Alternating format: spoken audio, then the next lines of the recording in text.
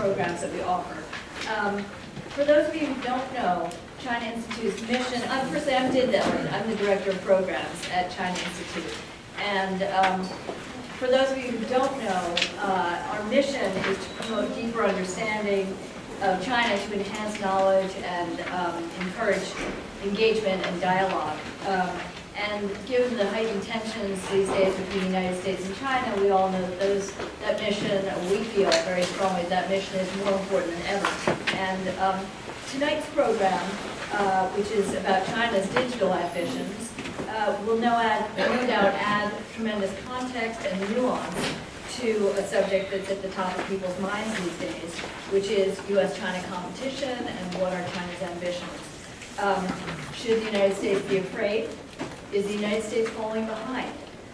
What sort of innovation is coming out of China these days? And what is China's motivation in this process of the Belt and Road and moving digital, its digital ambitions internationally?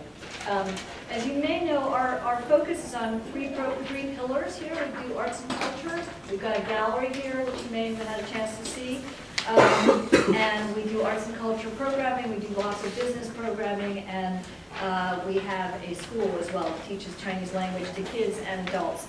And the business programs, we do events like this. We also do private convenings between American and Chinese executive types.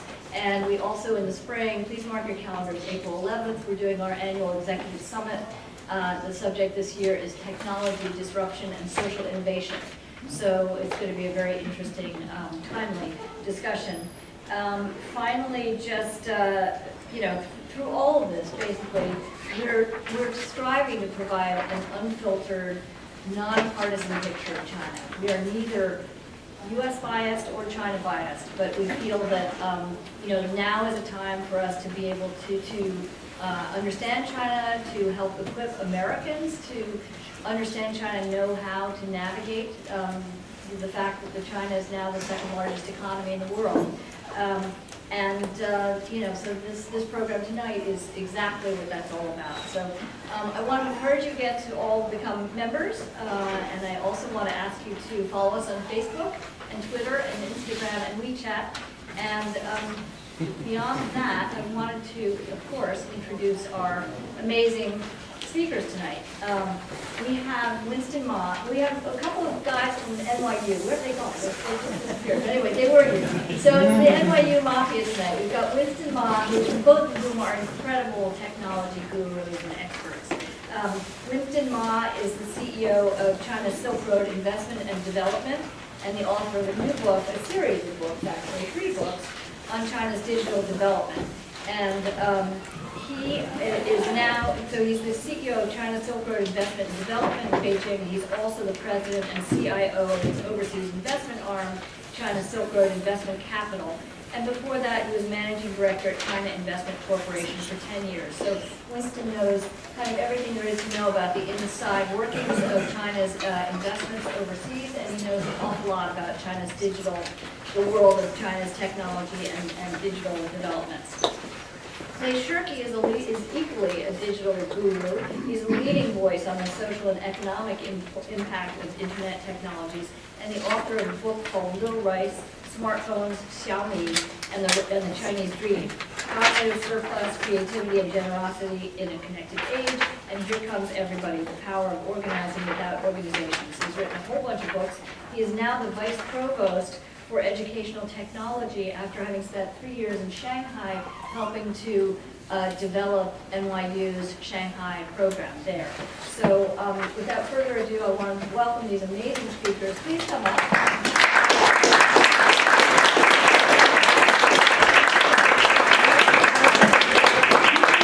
Even though it's small, please do use microphones that we're taping. Okay? Yeah, we will. Good. So Winston and I were talking backstage before, although his published output is much greater than mine, quite incredibly, 3 books in a couple of years. My book came out first, so in the Confucian spirit of respect for the elderly, I'm going to set the scene a little bit. I have the frustration that many people who spend time in China and then come back to deal with people in the United States who have only a mediated image of China have in trying to explain what's different between what people think and talk about China and versus what's going on there now. So I'll just tell the story of how I came to start thinking about high tech in China. I accidentally bought a Xiaomi phone in early 2014. I had gotten lost in a mall. I got out of a subway in Shanghai, and there was a mall there, so I thought it might be my subway stop, because how many subway stops would have a mall in the basement? You can tell how recently I'd gotten to Shanghai, but I didn't realize the answer was half. So I was wondering what I thought was my mall, and it wasn't, and so I did that thing of slowing down to look around, and there was a phone booth selling phones, and I needed one. It was a nice looking one. I said, okay, how much, whatever, bought it. Put the phone back in my pocket, went back to NYU's campus, and every time I took that phone out of my pocket, one of the Chinese students said, where did you get that? And I realized it was a Mi 3, which was Xiaomi's breakout phone, and it was sold out in all of China. I happened to find one of the few resellers that had one. And the Chinese students, the NYU Shanghai campus is half Chinese, half Lao, half international students. And I realized that the Chinese students were reacting to the phone the way my kids react to an iPhone, and thinking of Lei Jun, the CEO of Xiaomi, as being analogous to Steve Jobs. And I thought, this is not the story I grew up with of China, the copycat, of China, the happy with crappy, poor industrial design for people in the country, only Western standards raise the output of the factory, et cetera, et cetera. So I started first looking at Xiaomi, and then came across, of course, Haier with the appliances, DJI with drones, and realized that however much there had been any truth to the China as a copying country, it had long since ended. And that, I think, is the thing that I spend the most time, when I'm talking to people here, spend the most time trying to get people out of. China is innovating, and it is not just supply-side innovation. Chinese consumers are very demanding and have very high standards. There is an enormous ecosystem, not just of production, but of funding, of venture capitalists who are very venturesome.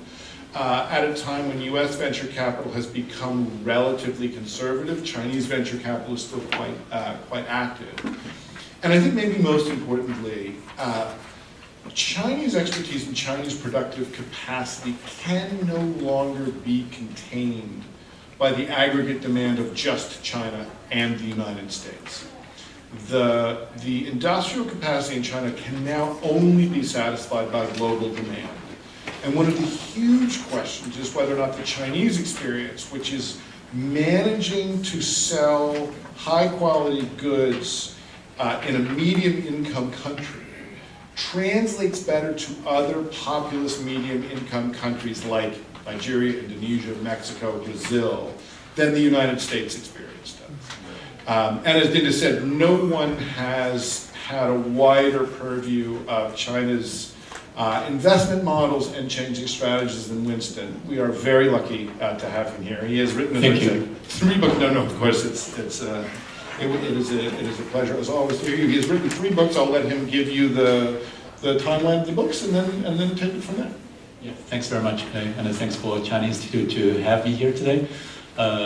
Just to relate to what you said about this evolution, right? That's part of the reason why I had to publish 3 books in 3 years, because the first book, China's Mobile Economy, was published at the end of 2016. At the peak of the mobile economy expansion, the focus was mostly about the mobile internet, increased connectivities. And then 2017, when I was trying to put it into the Chinese version, I realized the market has evolved so quickly I need to update at least half of it. So I updated and turned the book title into Digital Economy 2.0, because the profound difference between 2016 and 2017 was the focus, a shift of focus from the industry as well as the government, from mobile internet into digital technology, right? From the investment side, the focus shifting from platforms and the connectivities and the users into new technology, new innovations, right? And then 2018, the new book is titled The Digital Silkroad, for several reasons. one, obviously, China is launching the digital dimension of the Belt and Road. And secondly, the digital Silk Road also reflects the global expansion of China's digital economy, right? Its implication is no longer limited to China, but the impact will be global and long-term, right? So reacting to the example of Xiaomi in Clay's book, his opening, Xiaomi appeared in 3 books in very different contexts. Like, right, in the mobile economy, it was there was a chapter dedicated to Xiaomi because it was the first China brand smartphone to be sold solely online, which is a very big change. And also, it was a good example of China using its manufacturing capabilities to come up with high-quality products with low price to facilitate a very quick spread of smart devices. Right? So that was in the December 2016 book. And in 2017, interestingly, in just a few months, right, and the Xiaomi story becomes a different kind of story because it faced the challenge until today of new brands that are using offline channels to beat Xiaomi in the sales. Because people go back to the offline shops, they want more supply, more local information, they want to see special features. So actually the online model got challenged in 2017 already. But mostly importantly is in 2018, in connection with the digital Silk Road, you see the Chinese brands are going into overseas markets, India, Southeast Asia mostly, and then obviously the rest of the world as well, to try to find overseas growth to balance the saturation of smartphone demands in China. So the 3 books essentially reflects the evolution of the industry and the evolution of our investment theme, as well as the expansion strategy of Chinese companies going forward. So Winston, you mentioned the digital Silk Road and linked it up to the One Belt, One Road initiative. I wonder if you can say a little bit about what's special about the digital part of One Belt, One Road as opposed to the ports and railroads that are part of the physical One Belt, One Road. Great, yeah. Now, historically, the traditional Belt and Road was mostly linked to large physical infrastructures, right? Because the Belt and Road idea came up 2013 when President Xi started his new administration. It was designed to be the largest ever global infrastructure project for global connectivities and more increased commerce. Right? But then, fast forward in 2018, when you look at the last 5 years, it had its progress. You had more than 100 countries got involved, but at the same time, it also got pushbacks. And in some regions, Sri Lanka, Pakistan, maybe Malaysia, you got pushbacks, right, for the high-speed rail high-speed trains or seaports, so on and so forth. Right? Now, it's very important. 2017, President Xi announced the digital dimension of the Belt Road. And give its name the digital Silk Road. The funny thing is, 2017, when I started talking to people about digital Silk Road, everyone thought I created the term to promote my books. I keep telling people, right, it's a government initiative, right? But it's a much more interesting initiative in the sense that it's linked to the new economy, right? Because for the traditional Belt Road, people immediately start thinking about the reservoirs, the dams, the railroads, the ports, right? And these infrastructures are traditionally linked to the perception of old economy, the perception of China sending out overcapacity in kind of outdated industries like concrete or steel, right?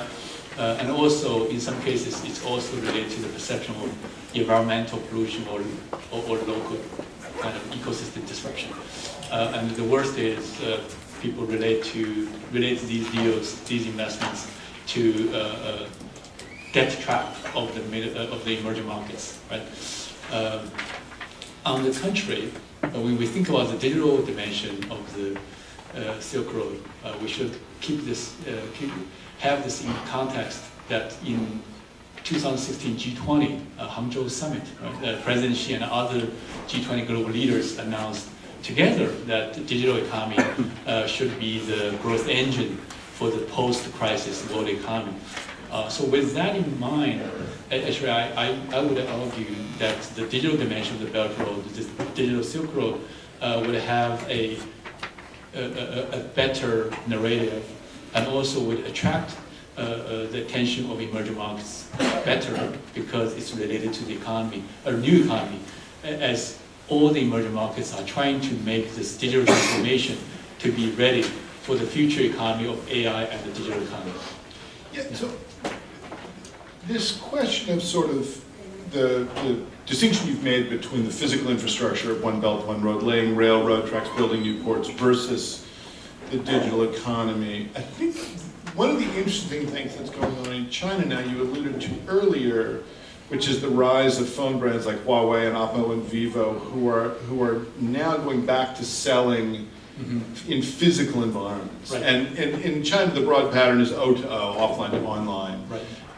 So one of the striking things I think about being in any city in China right now is the new versus old economy dichotomy is breaking down. And a place where you can get a yoke, where you can get a fried breadstick has a QR code to pay with WeChat.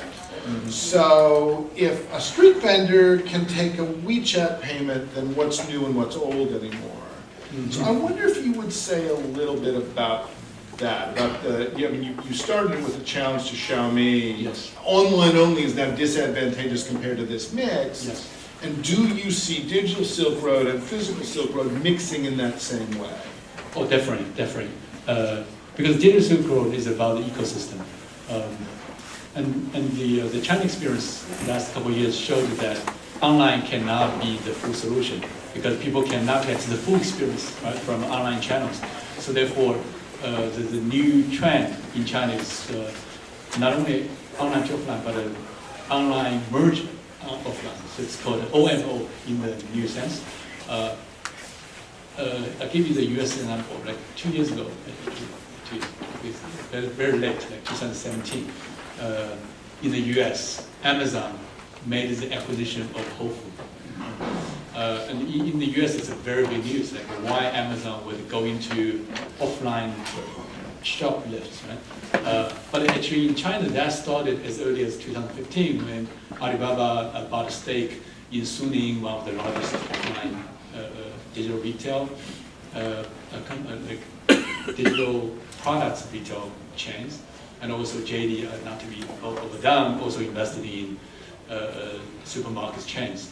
So in China, that trend started a lot earlier. Now, as Amazon is still working on like the Whole Food type of offline thing, they try to merge the online offline channels. In China, the latest is I call digitalize the physical stores that offline stores that fully integrated online. So examples would be like the Hema Fresh of Alibaba or 7 Fresh of JD type of things. Because what they do, as I go back to the distinction between mobile economy and the digital economy, what they are doing right now is to setting up the physical stores so digitalized that essentially you can do everything online in the physical store, but you can also get all the online data from the physical store. So I'll give you an example. In the case of Hema, Shenzhen, it has lots of offerings, but the seafood, imported seafood is a very big part of it. Have you tried that in China? Yes. Yeah, you buy seafood in China? Yes. Yeah. Because obviously, what Alaska crab looks like, right? But in China, the new consumers, the new users, they need to find the information. So what they can do right now is, of course, they can still search online, but now they can go to the physical shop. For every product there, it has a QR code people can scan, and it gets the information about the product, where it comes from, what's the nutrition facts, so on and so forth, right? And they can even test it. Like for blueberries from Canada, thanks to mobile payment, you can buy a very small amount, and you can eat it right away. See if you like it, right? So in that kind of context, because of the physical context and the mobile payment, actually people get a lot more information. The users get a lot more information, right, about the products. So that's the user side. And on the shop side, because the code, every product has a QR code that people will check. They know what are the interests of the users. And then for delivery, they have an inventory system linked to the shop. So people can order it, people can check out the products and order the food. So the food is still delivered to home, right? But the inventory system in the shop already captures all these data as the user check out with mobile payment at the exit, right? So essentially, the integration between online and offline is so closely connected in China that it become a completely new form of new retail, as they call it, new retail. Right. Yeah. And in the US, we still like wait to see how Amazon and Whole Foods kind of work out. Yeah, no, did ask at the beginning, should the U.S. be worried, is the U.S. falling behind? And you only have to use WeChat for about 36 hours to answer both of those questions. Often when China sets up a new system, it's difficult for Huawei to sign up at first. It works well if you have a national ID card, but not if you have a passport. And so, for a while, my wife and I could not use WePay. We went to a restaurant that had just opened in our neighborhood, and we waited for somebody to come over. No one came over. There were people scuttling around, but no one was coming. So we called somebody over, and she just pointed to the QR code on the table, like, that's the menu, duh. Okay. So take a picture of the QR code and WeChat. The menu pops up. It's also the order form. We order, the food comes right away. And then when we went to pay, we said, we don't have WeChat. We don't have WePay. And not only could she not take the money, there was no place in the restaurant that could clear either cash or a UnionPay credit card.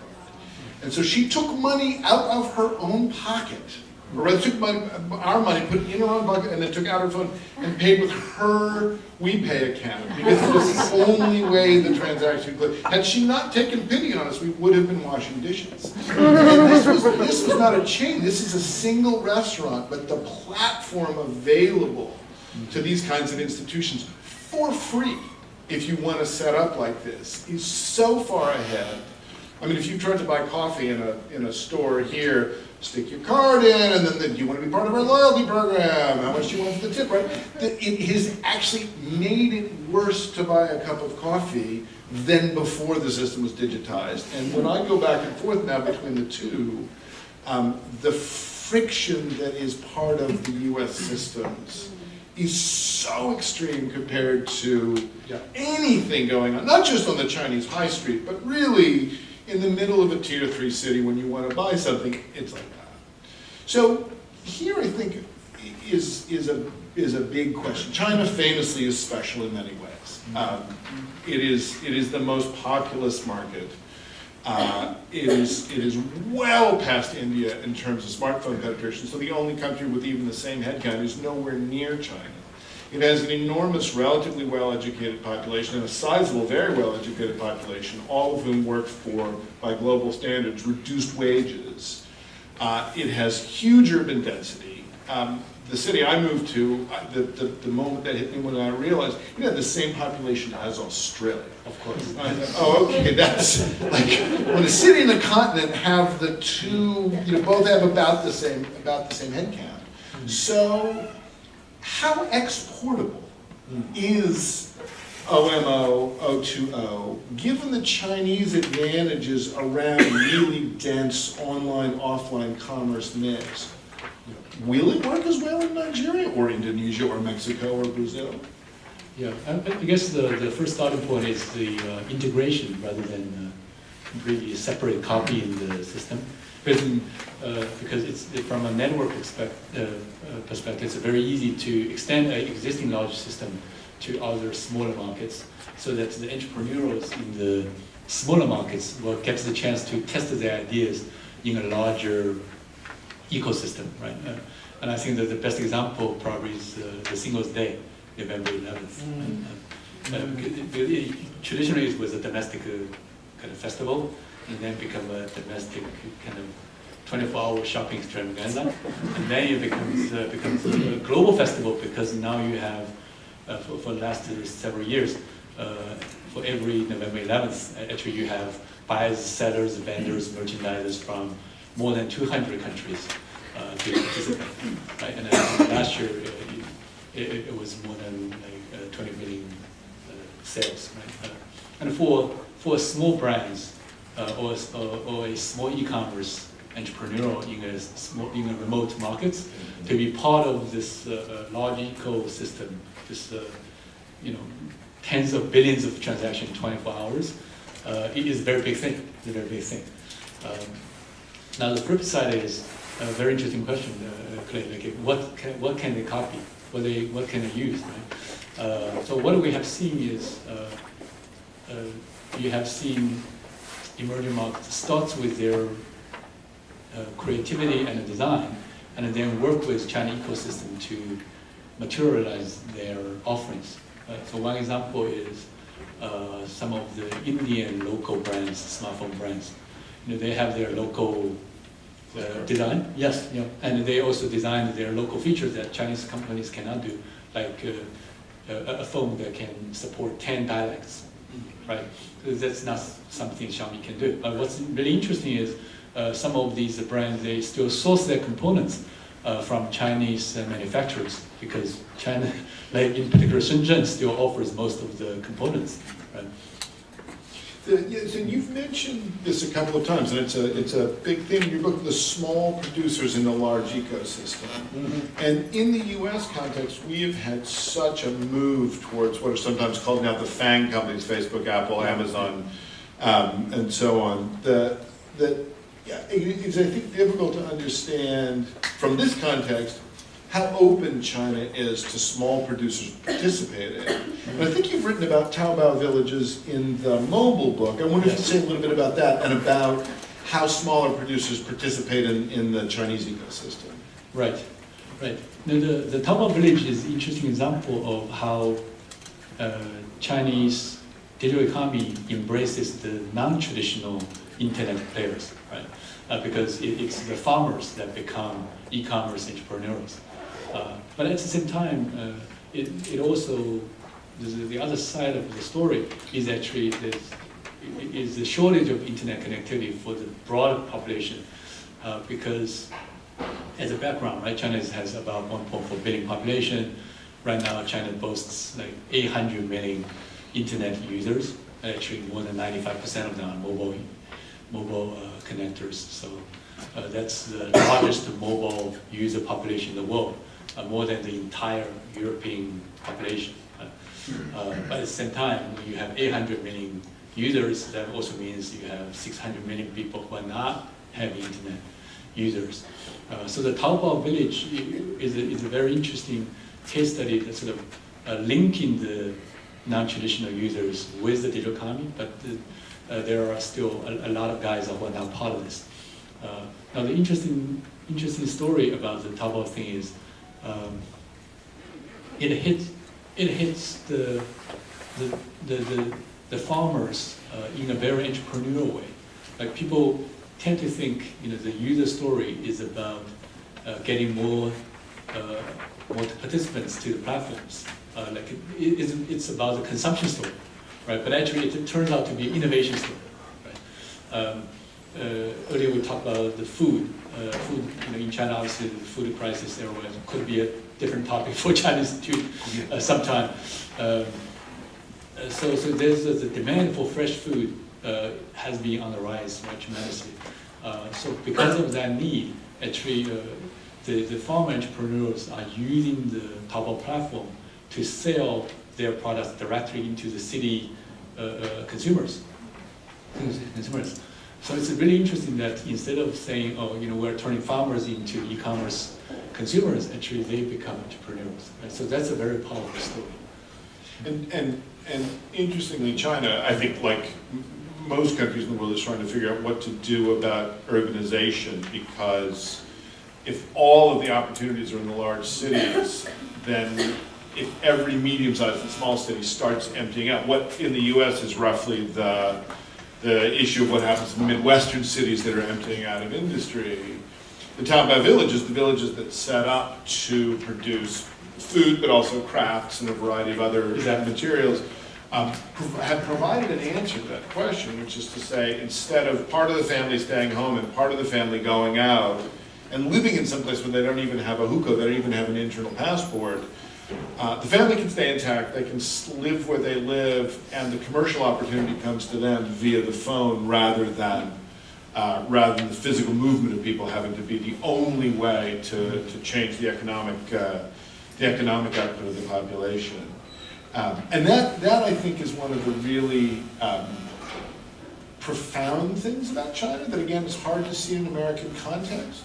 We were a little bit like France, who invested in Minitel, in a networking system that was ubiquitous in France just before the internet came along. And so France was relatively late to adopt the internet because they had a relatively good alternative. Our Minitel is our very good fixed line phone system. We have a lot of copper in the ground, we have a lot of fiber optic in the ground, we have a lot of microwave antennas, and we have a lot of PCs and laptops. China is not only mobile first, for the bulk of the population it is now mobile, full stop. And the amount of innovation in user interface and in interaction patterns, again, we don't have any environment in this country where we can model this and learn from it as quickly as China's doing. Yes, yes. Yeah, because it's a uniform, right? It's a uniform market.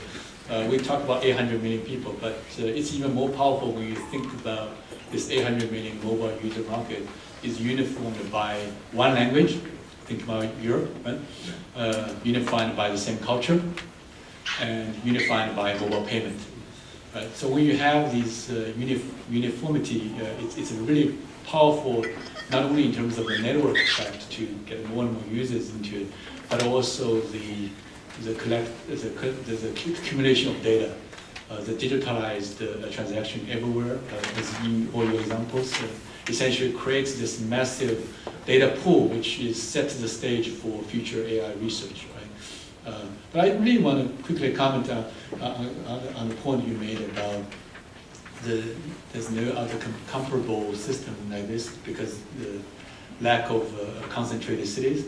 Like obviously in China you have more than 200 cities has population more than 1 million people. As a result of this, we have seen sharing economy becomes very widespread. Right? Obviously, we have seen some failures, like the bike sharings. But when you look at the Uber or DD taxi hailing or something, what's really interesting is that the Uber expansion in China actually took off more quickly even than Uber in California itself. Like the most users of Uber, the top several cities, let's 4 cities, all come from China, like Chengdu, Shenzhen, Hangzhou type of cities. And part of the reason is this concentration of population, but another important reason is this mobile only, right? Because for people, a lot of people, their only connection to the internet is mobile.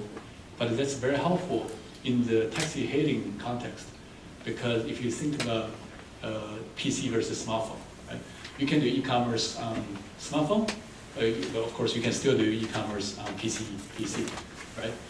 But it's unthinkable that people will carry a PC on the street to hail a taxi, right? And the taxi driver cannot put a PC into the car, right?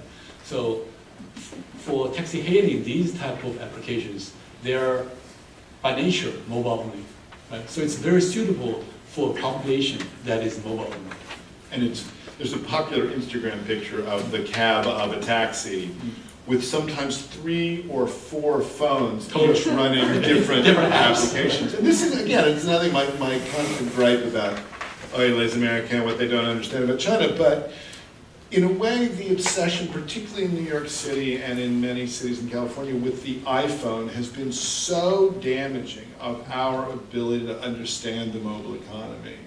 The iPhone is so far behind Android in terms of adoption, and not only will it never catch up, but the gap is growing wider. You know, you listen to Tim Cook talking about the recent Apple shortfall, and you know, oh, it's the Chinese economy.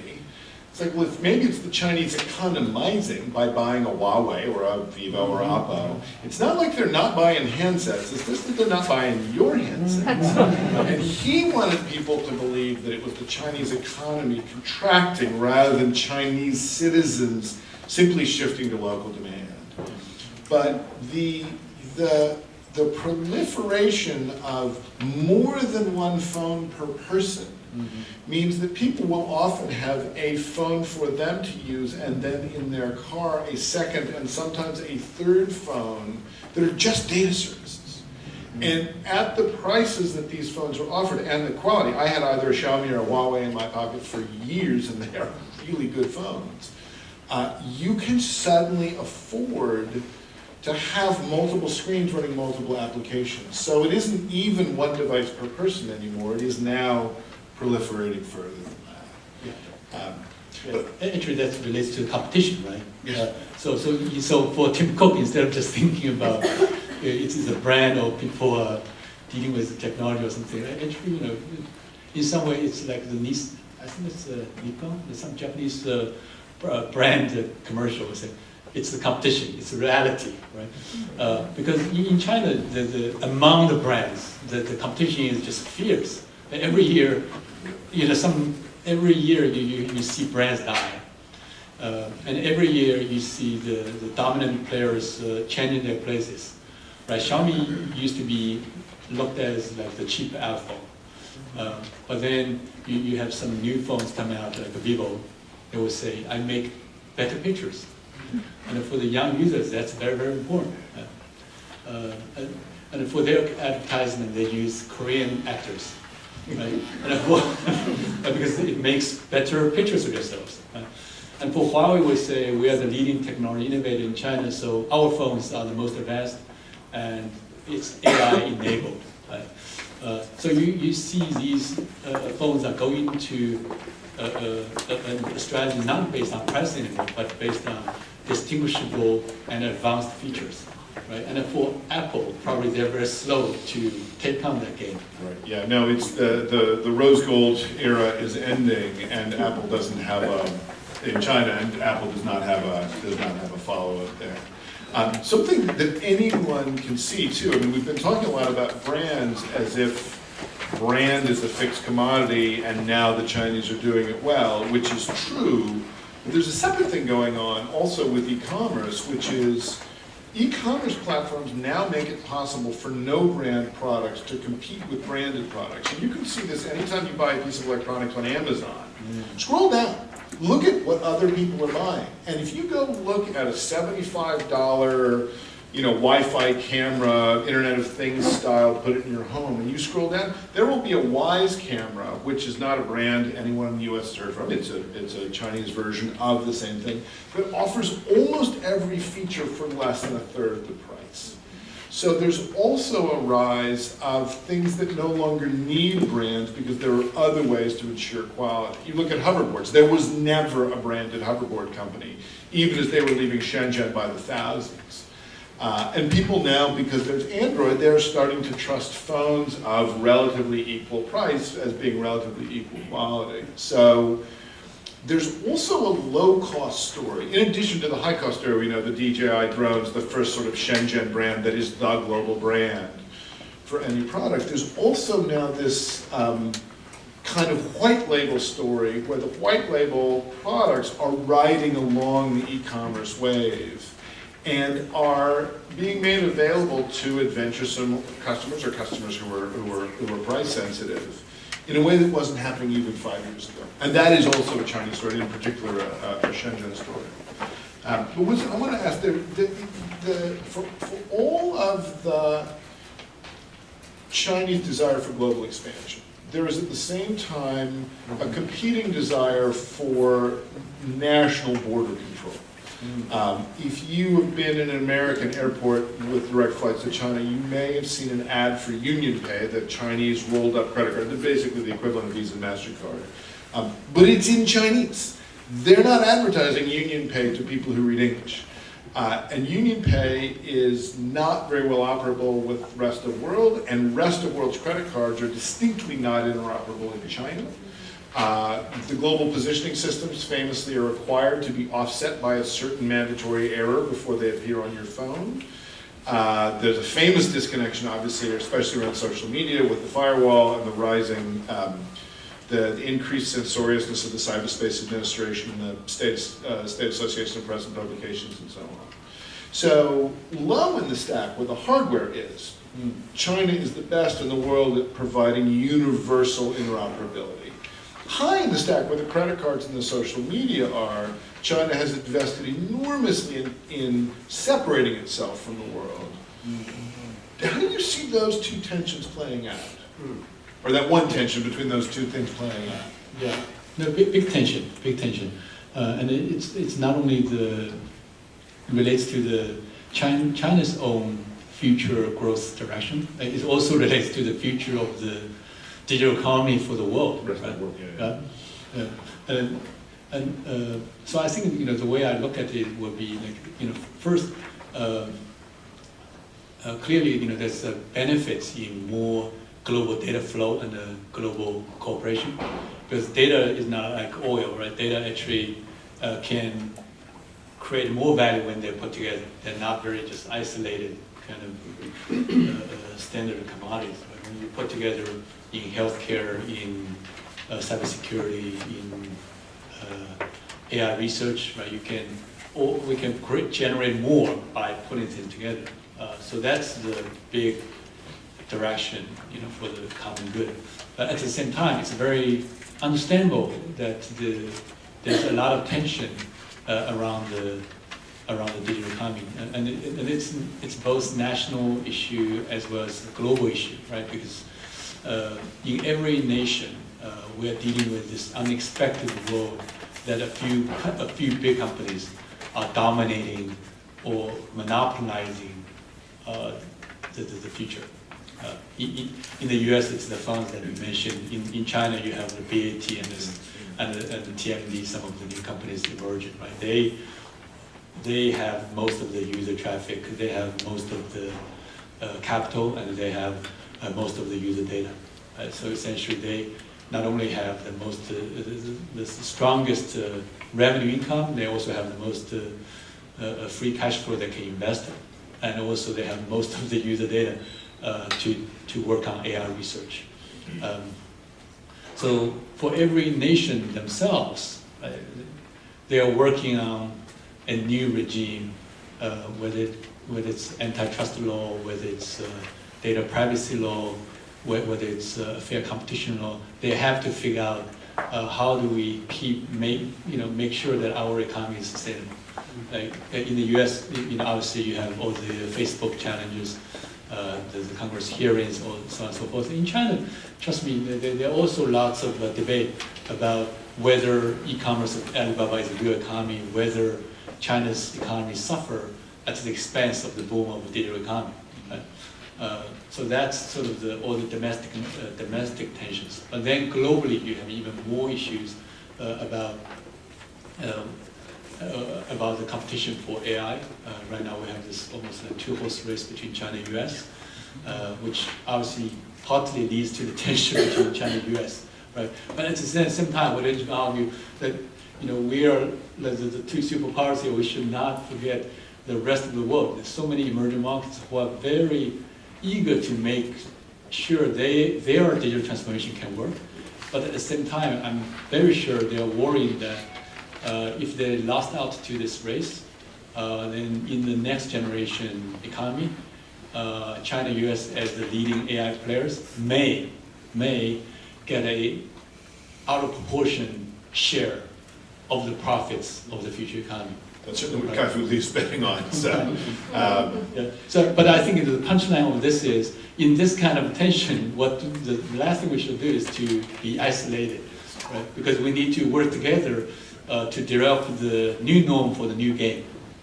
And it's, you know, what you said about the two-horse race. I mean, it's a two-horse race in almost everything. There are individual spots of isolation, German manufacturing, Israeli software, South Korean media, but as a sort of full stack from chip design to user interface, there are really only two sources of this in the world. And Dinda alluded to this in the introduction. Obviously, particularly for an American, our last presidential election, was really a choice between a unilateral versus a network approach to world engagement.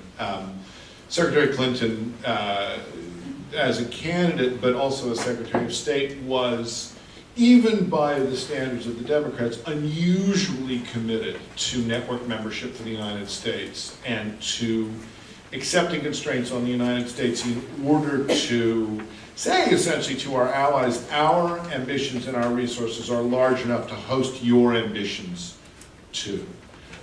And instead, Trump, obviously considerably unilateral, even by Republican standards, and has said essentially American ambitions will trump every one of our allies' ambitions unless they happen to line up. But the withdrawal from the network participation and from the self-limitation of the U.S.'s ambitions around allied memberships of allies has been, I think, for Americans quite striking.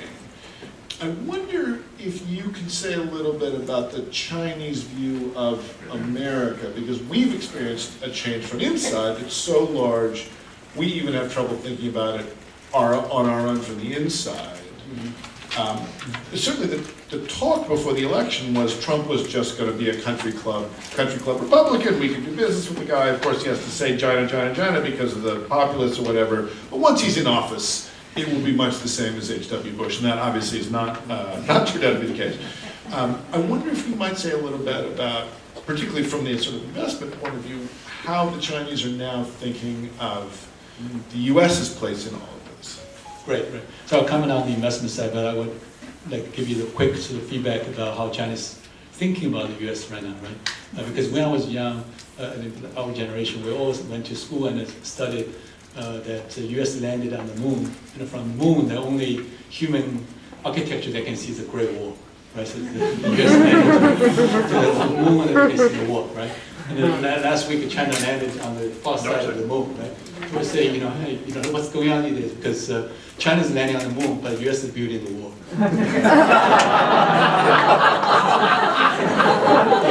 It's kind of back to the future kind of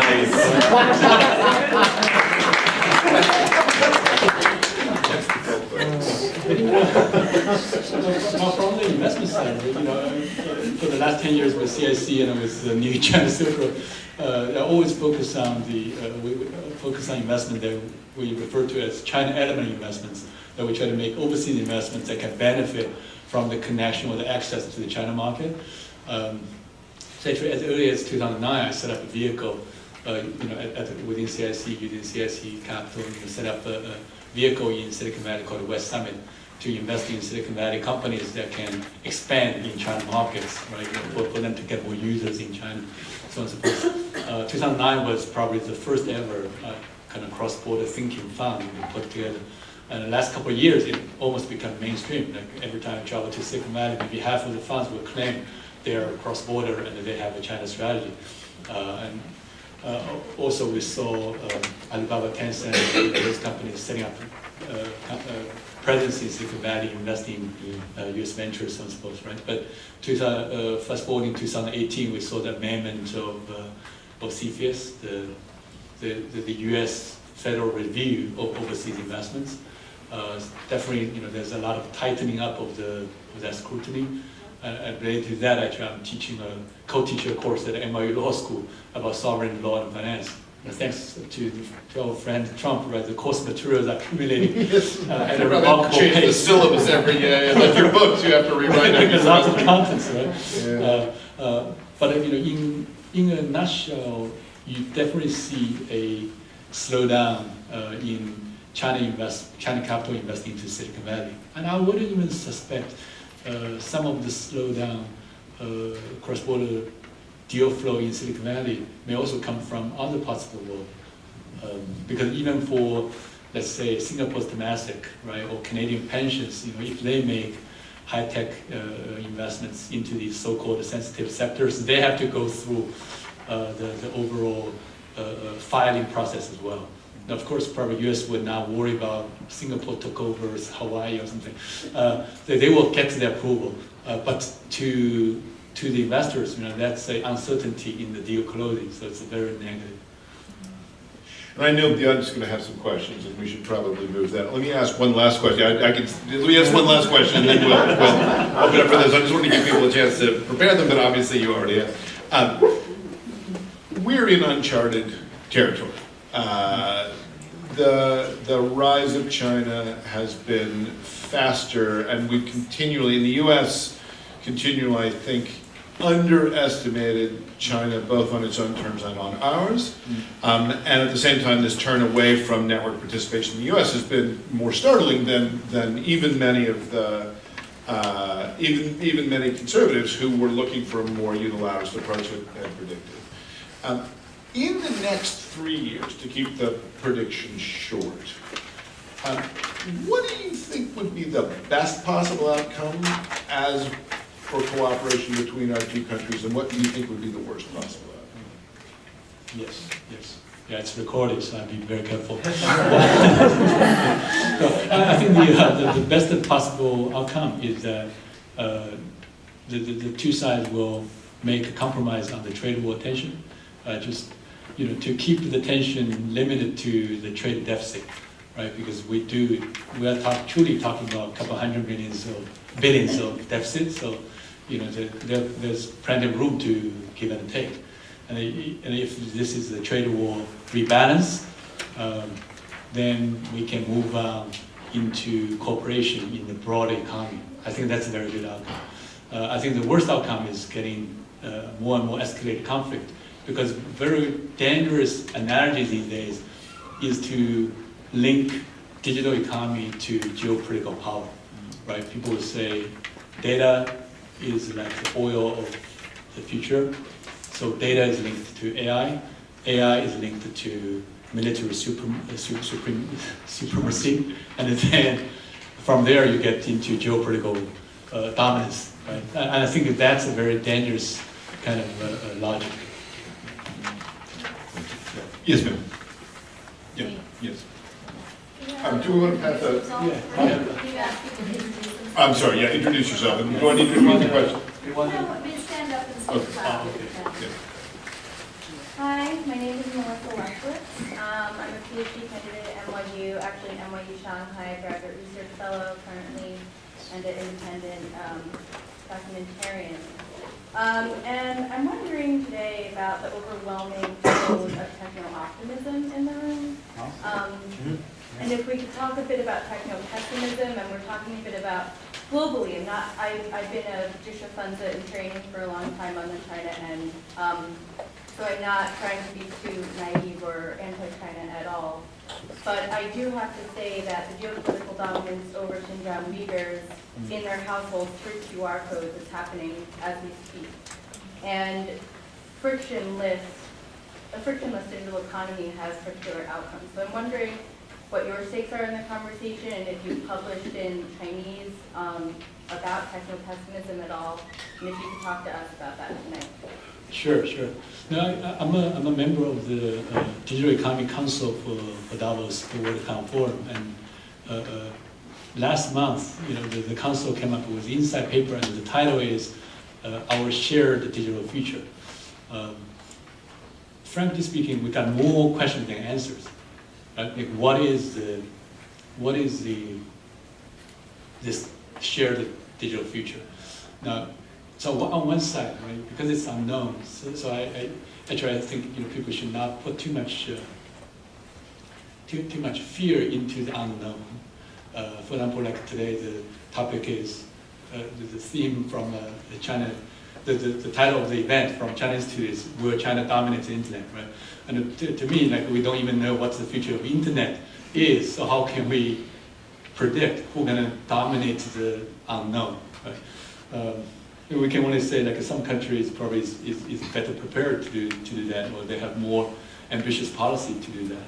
But at the same time, I truly echo what you said about what we have not done relating to this boom of digital economy. So for example, this antitrust issue, right? So all of a sudden, people realize maybe we gave too much power to the super platforms. And actually globally, there may be only 8 of them that they are controlling the future of the digital economy. But you know, I think if you look back, probably all the countries should have thought earlier about this antitrust issue and the data collection rules about these supreme platforms, right? And then I think one part we truly have not done enough research on, or maybe because all the big platforms have had a kind of had this unexpected impact on them. Is how would all these digital things, let's say, would impact on human health? Right? I think the global research on that one is very, very small comparing to all the money poured into AI or venture capital. And on the antitrust question, particularly this dominance by platforms, what do you think should be the response now? I mean, it's easy to look in the rearview mirror and say, we let them go, but... Yeah.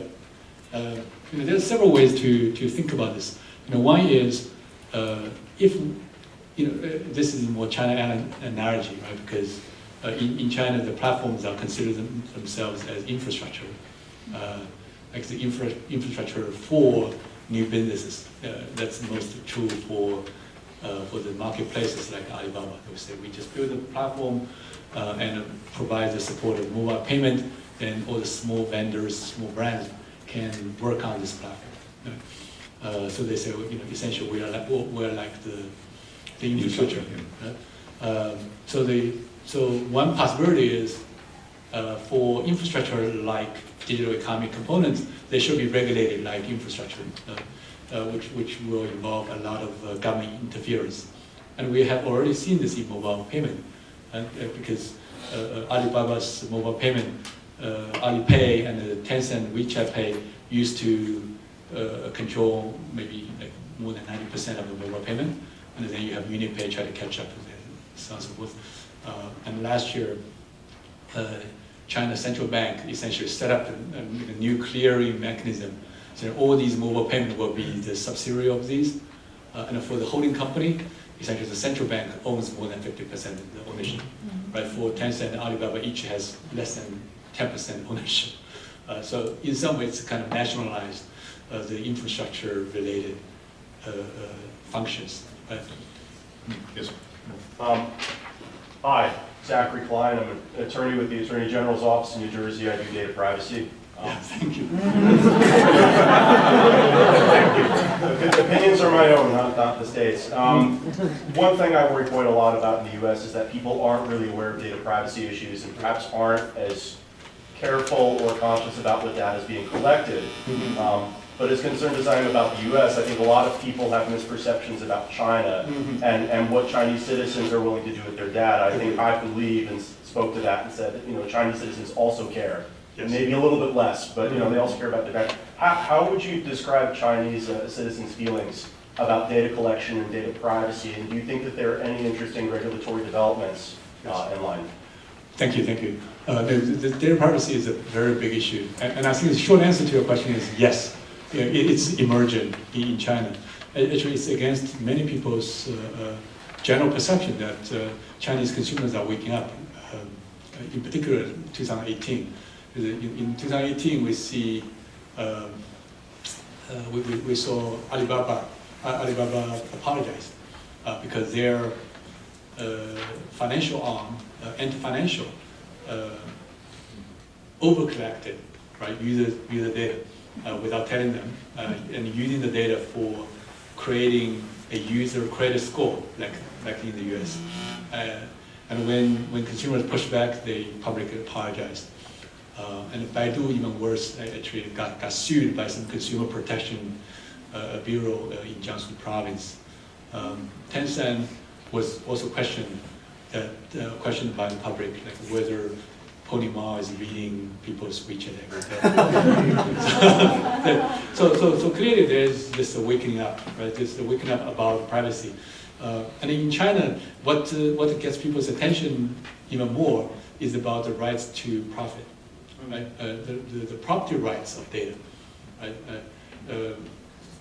So in terms of data collection, they would say yes, we are all giving up our data because of the convenience, right? We're always pressure to use this thing, but now more and more users realize that when the data got accumulated, actually there's property value out of it, right? Huge value out of this pool. So they say, you know, we should have a piece of this, right? So I think because of the property rights, I think the user will find more incentive to join the debate about the privacy rights.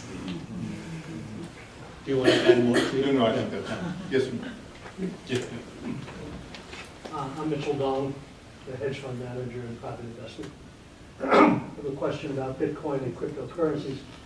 While China's dominating in the internet, one area that they're lacking in technology is because of their ban on trading cryptocurrencies and Bitcoin.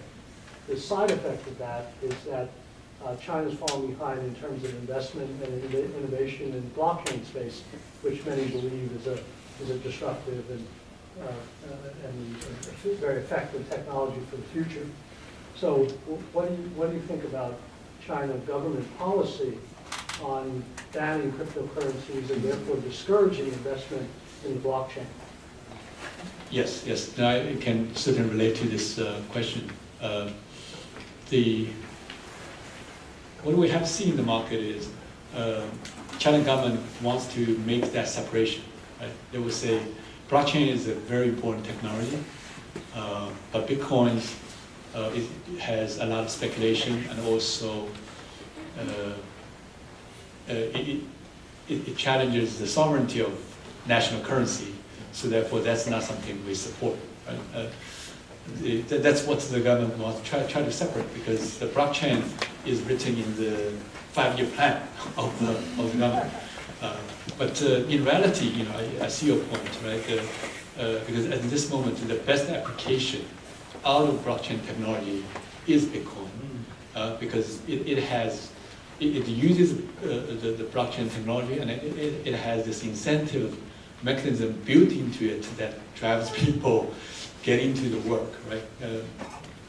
So in reality, what we have seen in the China market is people still talk about blockchain technology, you know, try to use blockchain application into broad kind of economy, but we have not seen a real blockchain application can be truly kind of effectively used in a real business context.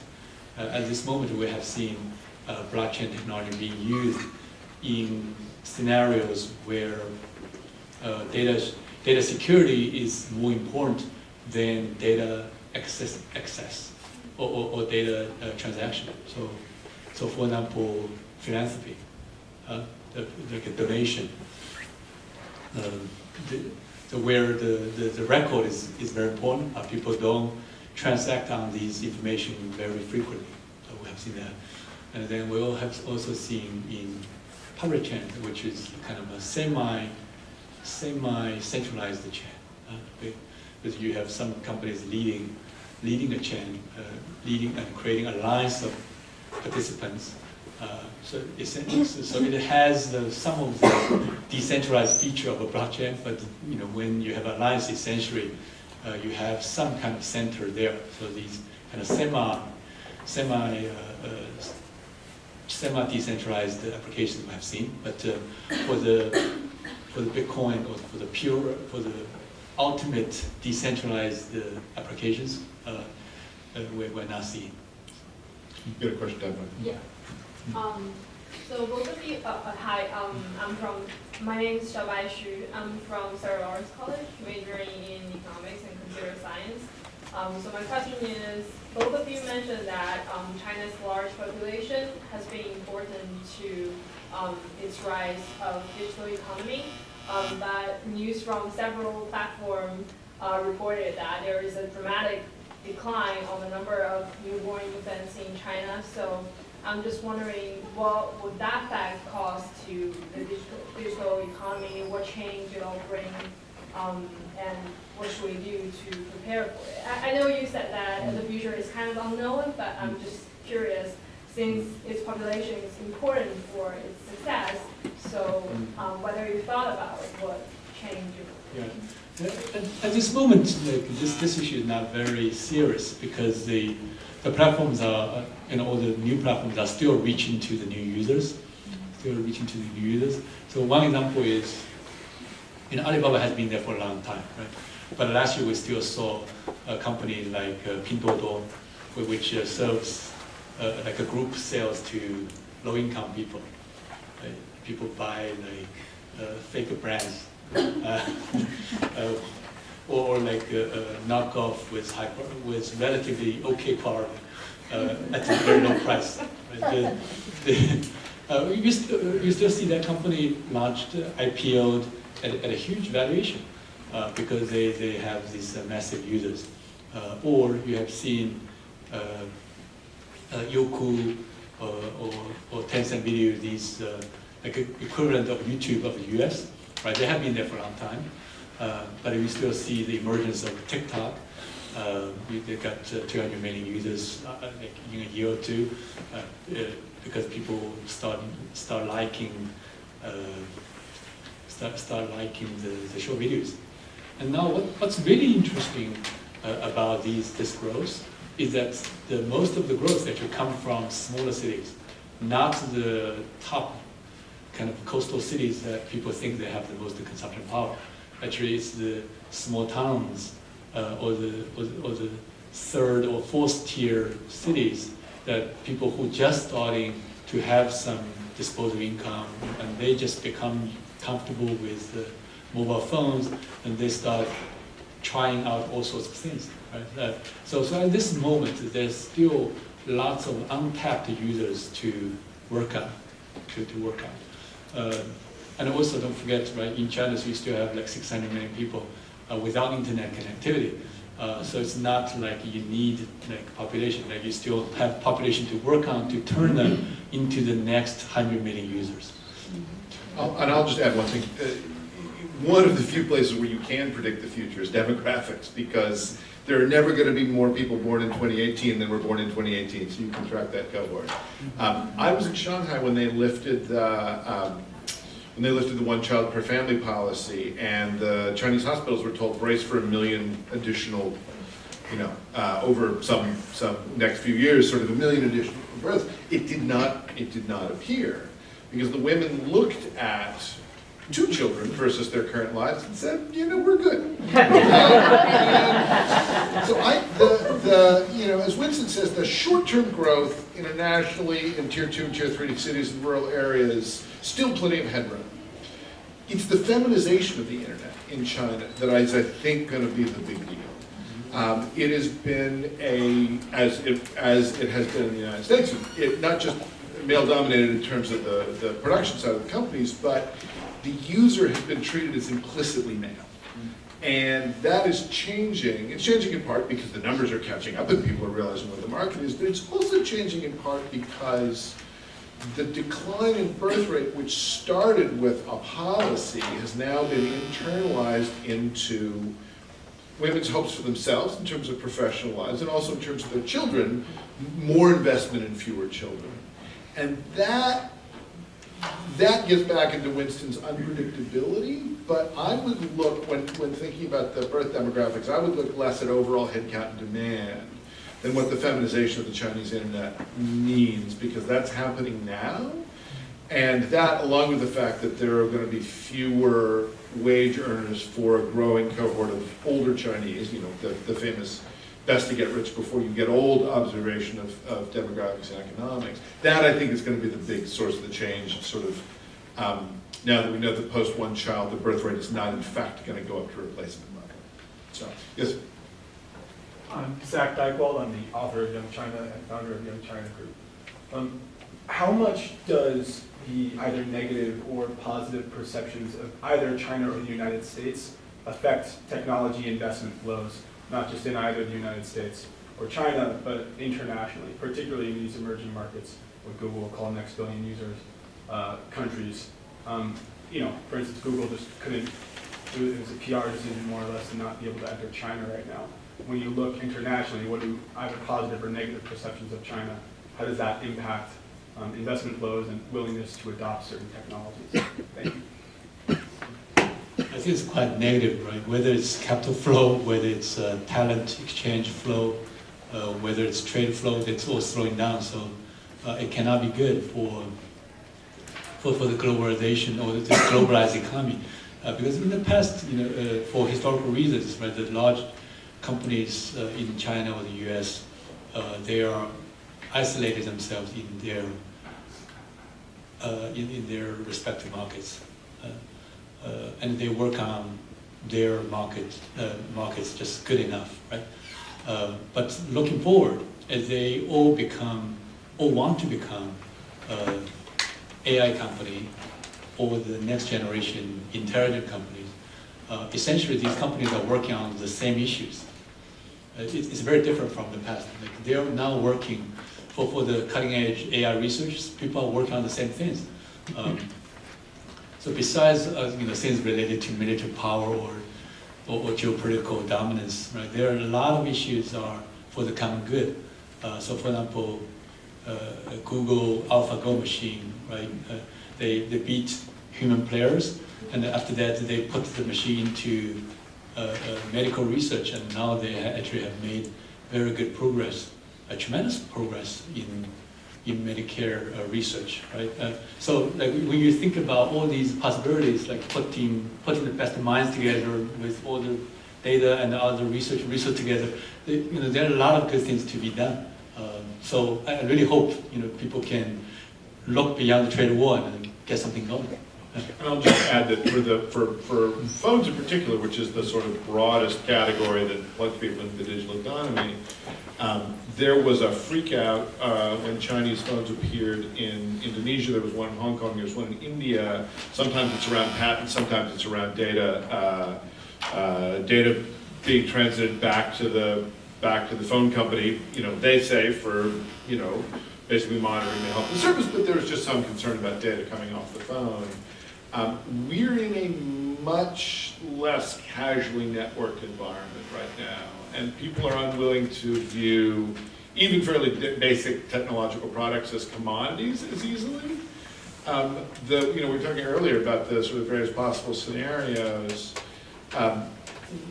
One scenario is that no one trusts anyone, and that would be, I think, the extreme case. And in a no one trusts anyone scenario, all the Ricardian benefits of trade simply shrink. But it is a deeply suspicious environment we're in right now, and I think that can easily be something that continues to unfold. Yes. My name's Michael. I work in the financial services.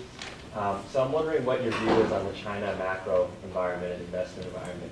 Specifically, GDP growth is slowing. The Shanghai stock market's down 30–40%. The RMB is depreciating as well. Like, how do you, and housing, I mean, people have been talking about a bubble for many years, but it seems to keep going. How do you think about some of the macro themes over the next kind of 1 to 3 years? Yeah. And are you optimistic or pessimistic? The 2018, right, the headline is deleveraging. So as we all worked out of financial services before, that when you have deleveraging, typically you see contraction, right? So if we think about the growth the last 10 years, partly comes from the technology innovation, but it also partly comes from monetary expansion. So by 2019, we globally sort of come to this inflection point that everyone realizes maybe it's time to stop the monetary expansion to back to normal. So to me, I think it's quite a challenging time for the global economy.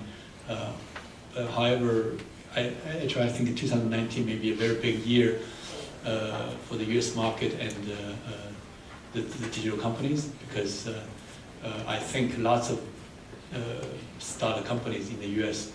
will try to get listed, get IPO this year. Just like in the Hong Kong Stock Exchange last year, 2018, so many Chinese startup companies going IPO, and maybe more than half of the companies broke the IPO price. But no matter what, they try to get them listed, because the next year may be even more difficult. Yes. Well, thank you. First of all, go blue. I also went to Michigan. Oh, thank you. Actually, my name is Daniel Zaretsky. I'm American, but I've worked in Kyrgyzstan, Tajikistan. I'm in the process of moving to Uzbekistan to work on innovation projects. Yes. And with the government too, we have about 6 innovation projects ready for approval. So I'm actually very interested in what you're doing with CSIC and CIC. I'm not asking you to comment specifically on Central Asia, but how do you look for projects? What kind of projects specifically is your company doing? What are you interested in? Yeah. Can I just jump in for a sec, just to say, maybe you can have a side conversation Oh. afterwards, Oh, okay. just because it would be great to stay on the topic that we're talking about, if that's okay. And if I could just jump in, sorry, and please forgive me, please do have the conversation afterwards. But I wanted to ask you both, if you don't mind, to talk more about the international scenario unfolding, and in particular, the competition over establishing standards, technological standards, and whether, in the emerging world, emerging markets, are the decisions that countries are making today to do business with a Chinese company versus an American company, are those decisions that have long-term implications because it has to do with the development of standards? And can you just talk a little bit about that competition that's unfolding and what's at stake? Yes. In terms of the standards, right, the competition is huge, and for the same reason, the cooperation will be the most important. The first, obviously, is the industry standards for the next generation digital infrastructure, and the discussion about 5G has been there for quite a while. Because for 5G, right, the increased speed is not just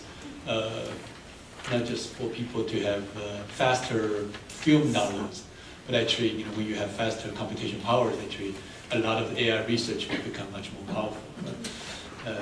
So that will be the very important infrastructure standards going forward.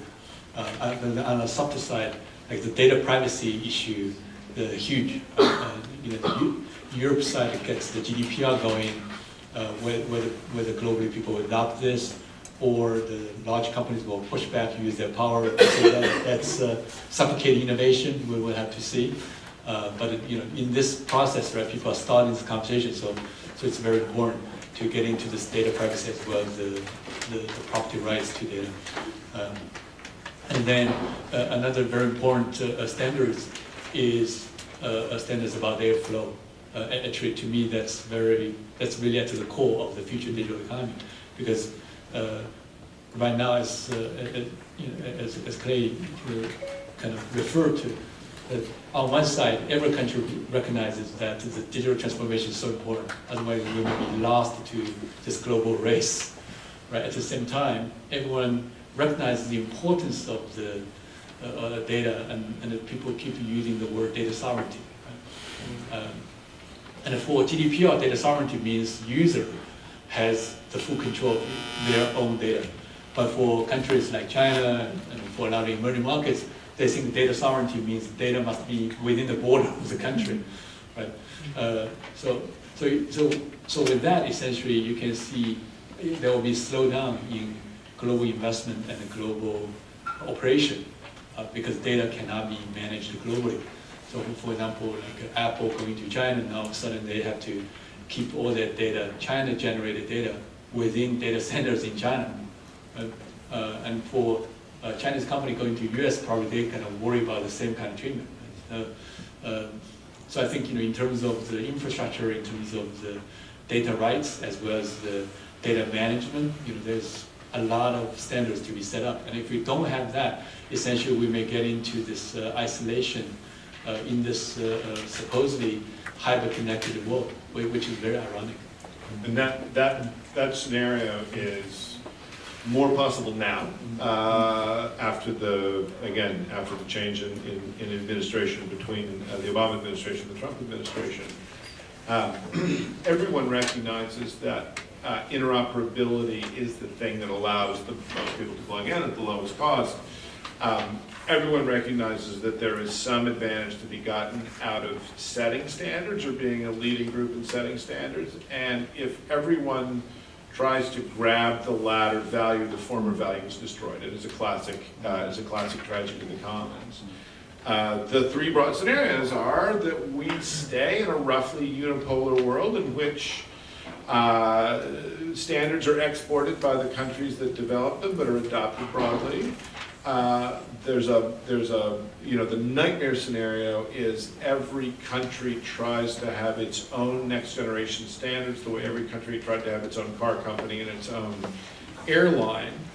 The middle mode is the one that, in a way, worries me most because it's at the intersection of bad and possible, which is a return to the Cold War, but around technology standards, so that there's a Chinese stack, an American stack, and then there are a collection of non-aligned countries. Essentially, the appearance of what we called the Third World back when it was a political designation rather than an economic one was around small countries that refused to throw their lot in with one or the other.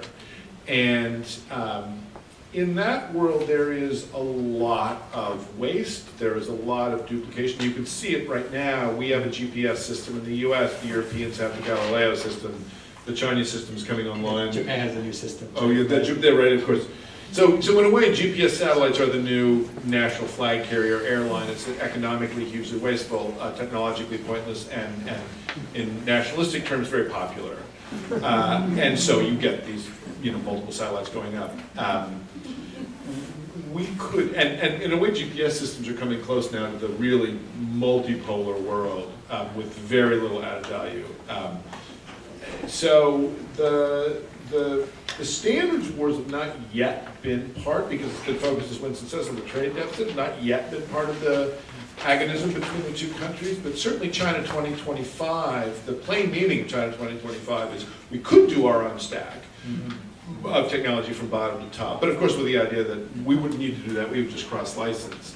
And now all of a sudden there is a possibility that all of the Qualcomm patents, for example, in mobile telephony will essentially be routed around, and there will be a completely alternative hardware stack. So, yeah, as a former lawyer, right? I like I appreciate you mentioned the word common.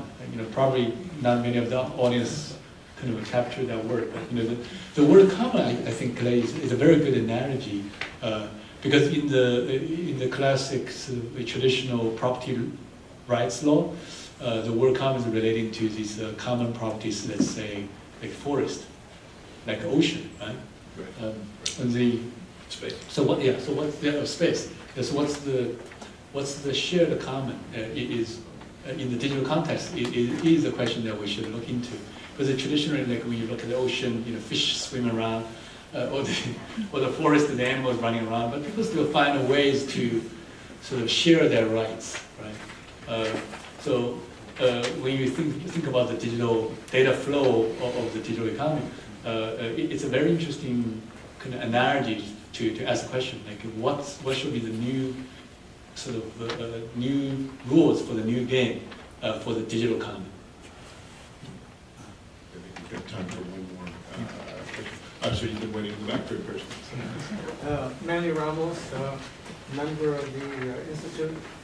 Thank you for your presentation. It's most enlightening. I'm wondering if there's a kind of analogy where the progress that's being made in this new territory of the digital world and AI and so on, right? If it's somewhat a bit like what happened after the European exploration of the world and so on, and it took a long time until the United Nations came around to where everybody, all the member nations, try to follow a common ground. So I'm wondering if something similar is likely to happen. I don't know when in the future, but right now we seem to, all the countries seem to be, or the major players seem to be, you know, Yes. like a blind person trying out. The pessimistic answer is 2 world wars. And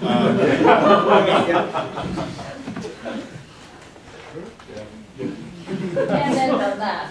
Yeah, no, but please. No, we start seeing some data points on this, right? So first is relating to democracy. We see the GDPR coming out, and this is the EU-based rule. So it sets the example of collective action. Now the question is, whether globally there could be some kind of collective rule standards setting, right? But the problem is, as a former lawyer, right, even if you have the standards, how would you enforce them in a global context? So more kind of the other part of the data points are national, like probably starts with tax, like e-commerce, like each country may start to come up with a regime, kind of tax scheme to capture the tax revenue that kind of like wasn't defined, and now they would try to define. And then actually, to me, I think maybe the tax example is more likely to happen because it's related to the country's revenue, and there's a lot of incentive for the individual countries to set up some kind of tax rule, and then from bottom up, there may be some kind of tax treaty to become more kind of harmonious global standards on that. Comparing to top down, I think the top down is a grand idea, but probably in reality very challenging. Yeah. All right, well, Winston, thank you very much. Why don't you share a couple of concluding, like what do you want the final takeaway to be tonight? Concluding thoughts. Very quickly, I think, if anything, I think the takeaway, even though, I'm from China, we talk about the China investment, we talk about China digital economy, China innovation, and we are in China Institute. I think the key takeaway is, for the US, the main challenge is not to think about how to deal with China as an emerging innovation power, but instead to think about what the US should be doing to promote and continue its innovation power, right? As a data point, the investor, as recent as 1995, US had out of proportion amount of VC venture funding globally. And actually, in the mid-1990s, that number was 95%. And by now, that number is still very big. It's about like half, right? But of course, China took a good portion of that. But we don't forget, like people need to travel, like U.S. people need to travel a little more. Right? So you start seeing, innovation centers in Berlin, Stockholm, Bangladesh, New Delhi, even Singapore. They are putting a lot of efforts into this transformation, right? So for example, their sovereign wealth funds are putting a lot of efforts into these kind of things, like Saudi's vision, like Singapore's Temasek investment VC, what have you. Lots of monetary resources, and also they have the venture visa programs to attract entrepreneurs globally into those countries. So looking at the global picture, right, the US need to look beyond China to think about what the U.S. innovation policy should be for the next generation digital economy. Yeah. And I'd co-sign that, and I'd just add that in a way what the U.S. doesn't understand is that what we offer to the rest of the world is almost invariably luxury products simply because of the way we build and price them. The fact that, again, among the sort of U.S. Political and economic elite, the iPhone is considered an ordinary phone rather than an indulgent purchase, is a huge hamper to understanding how uncompetitive we are in almost every country in the world, with the exception of Northwestern Europe, Japan, and South Korea. And Americans should get out more. That will be my takeaway. But understanding that gap and understanding that so much of what China has learned is anything that works well in China has to work well at crushing scale and modest margins. And the environment that is produced among people who work on technology in China is not something that almost anyone in the US not only has access to, but is even really aware of. And I wish that would change. Yes.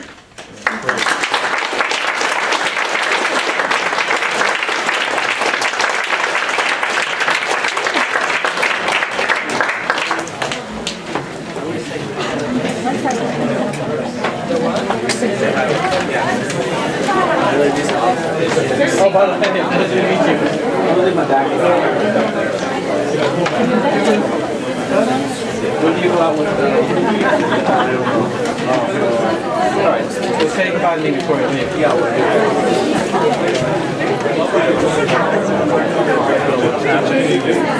Thank